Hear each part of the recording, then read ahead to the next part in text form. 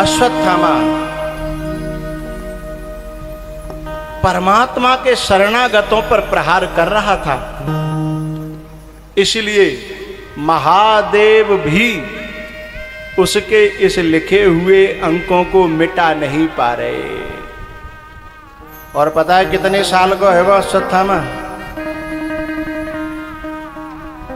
हमें अपनी जिंदगी कलंक से भर जाए तो 4 दिन जीना भारी पड़ जाता है। कभी रेल से कटने भागते हैं, हाई स्कूल में फेल है जाए, जब रिजल्ट आता है कितने बच्चे रेल से कट जाते हैं, बिजली पकड़ लेते हैं, छत से कूद जाते हैं, केवल रिजल्ट में फेल हो। कलंकित थोड़ी हो गए कोई, लेकिन जिसके माथे कलंक का घाव हो और फिर उसे जीना पड़े, 4-6 दिन नहीं, 4-6 साल नहीं, 100-200 साल नहीं, 1,000 साल नहीं, आज की तारीख में 5,500 साल बीत गए हैं कलंक को ढोते ढोते।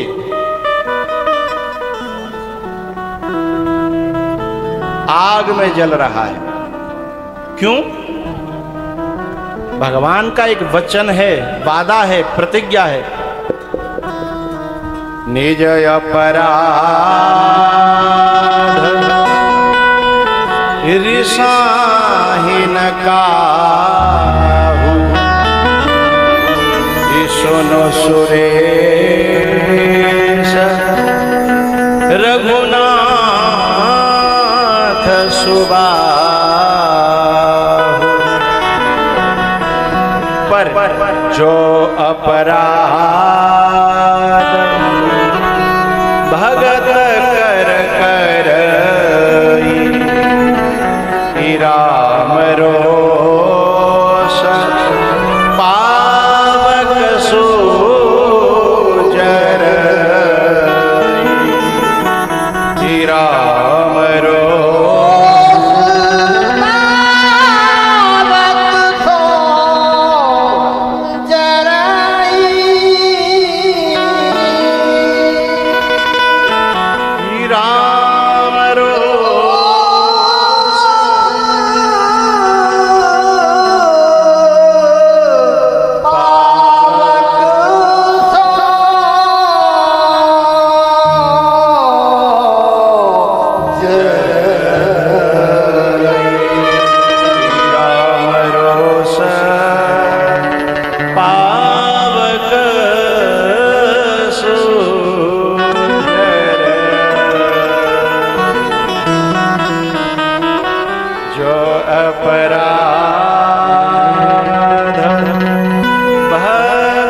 राम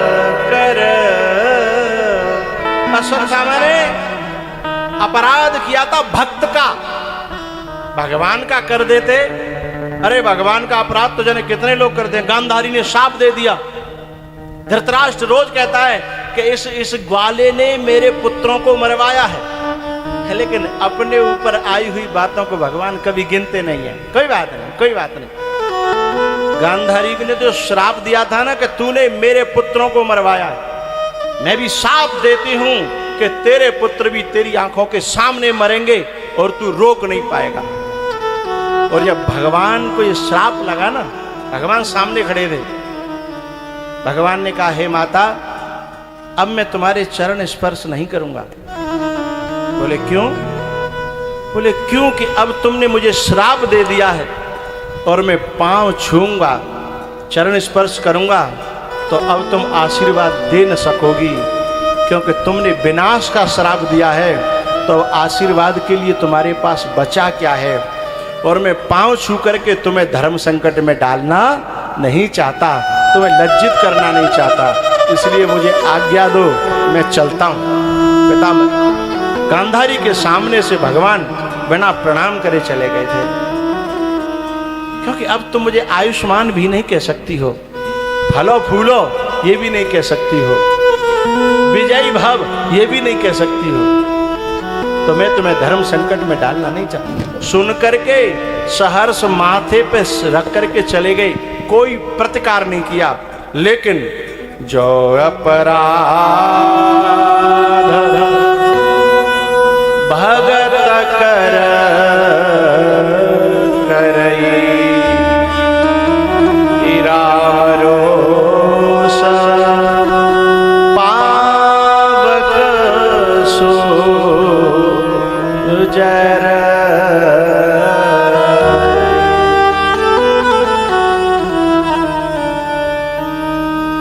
प्यारेओ, तुम दुनिया में जैसे बरत रहे हो बरतो, मैं कुछ नहीं कह रहा, लेकिन भगवान के किसी भक्त से, भगवान के संत से, भगवान के दूत से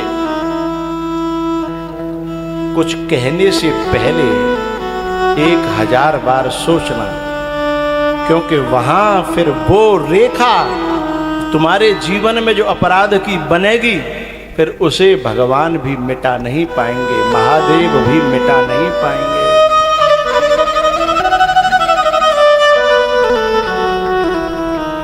इसलिए भगवान की इस प्रतिज्ञा को हमेशा ध्यान रखिए, भक्तापराध न हो जाए, संतापराध न हो जाए। हैं भैया, उत्तरा के गर्भ में जो ब्रह्मास्त्र उत्तरा के पुत्र को मार रहा था, उत्तरा ने तुरंत प्रार्थना करी कि पाहि पाहि महायोगिनी देव देव जगत्पते नान्यं त्वदभयं पश्ये यत्र मृत्युः परस्परम् यत्र मृत्युः परस्परम्।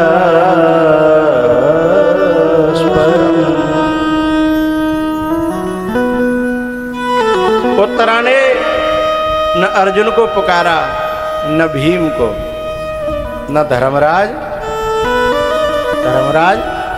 युधिष्ठिर को। उत्तरा ने केवल गोविंद को पुकारा,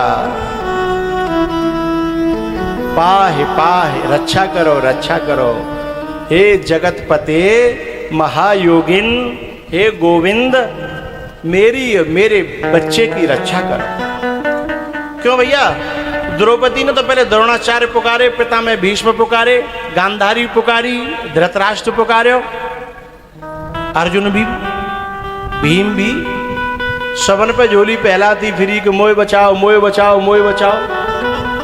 जब उत्तरा ने ऐसा क्यों नहीं करे? क्योंकि उत्तरा पहले समझ चुकी थी कि अंतिम में द्रौपदी माता जी को कोई नहीं बचा पाया, तो ठाकुर जी अंतिम में उन्होंने ही बचाया, तो फिर मैं दुनिया में हाथ क्यों फैलाऊं, मैं सीधे सीधे उसी के पास न जाऊं जो अंतिम में बुलाना पड़ता है?